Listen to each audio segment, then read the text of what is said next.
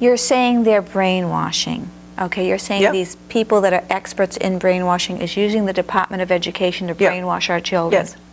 What are they after? Why are they doing it? Well, if you want to move a country from a free individualistic economy, which we have. Yes, or had. Or had, okay. To a planned economy, you have to do it through the schools. You have to dumb down and brainwash, change the attitudes and values. You have to completely, social engineering has to go on constantly. And many teachers know what I'm talking about. And people are going to say, well, when did this start? And who on earth ever did this? Why would a plan like that be allowed to be carried out? That's right. Well, then you have to go back to 1934, which I will do, and we have to go to the three-pronged fork, okay?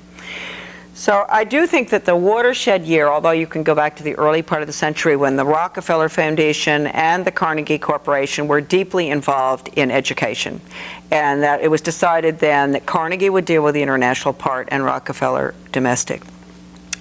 But then we moved on to 1934, and this was after World War I, and there were these educators were, many of them, going back and forth to Russia, very admiring of the new system in Russia, the communistic system, and they wanted to put it in here in the United States. And so the Carnegie Corporation, that had always been involved in, trying to get us into world government after the League of Nations and all in 1917, they still had this goal. And of course, world government will be communism. I mean, it's really international socialism. That's what Lenin called it. So they've always wanted this. And the Department of Education today is going along with that? Yes, absolutely, yes. And so in 1934, the Carnegie Corporation produced, it took 4 years, they commissioned the American Historical Association to put together a study of the social studies. And they came up with lots of volumes, but I have one little volume, Conclusions and Recommendations for the Social Studies. And basically that little one is an original book. I wish I'd brought it with me. Too bad. But I don't even dare let it out of the house. It's so important. It called for changing the United States through the schools from a free individualistic economy to a socialist, collectivized, planned economy in the New World Order. It says that in the book? Yes. And that book was written when? In 1934. By who? It was the Carnegie Corporation paid for it. The American Historical Association put it together. Wow. And can people get that book in the library? No. No? No? No, they can't. They were very instrumental in getting the Elementary and Secondary Education Act passed, which, as I said before, changed education from knowledge, content-based, academic, to performance-based behavior.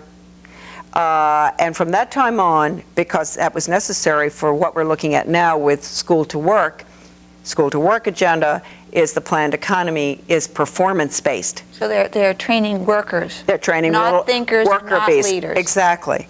So Carnegie, after that study, then we went to the world. We went into the United Nations, which of course was essential, and then at that time, you had a general, Buck Chisholm, a Canadian general psychiatrist, who was a very close friend of Alger Hiss's. And he gave a speech in 1945 to the World Health Organization, which basically recommended getting rid of the conscience. Wow. Yes. And he said we would do it through the schools. We would retrain the teachers to be little psychiatrists. And what happened was that the average American educator at that time was not about, in 1945, to even listen to something like that. Right. And so nothing happened until the watershed year, again, another watershed year, 1965, when the Elementary and Secondary Education Act passed, and we moved then from academics to behavior change. And the behavior science teacher education program was funded.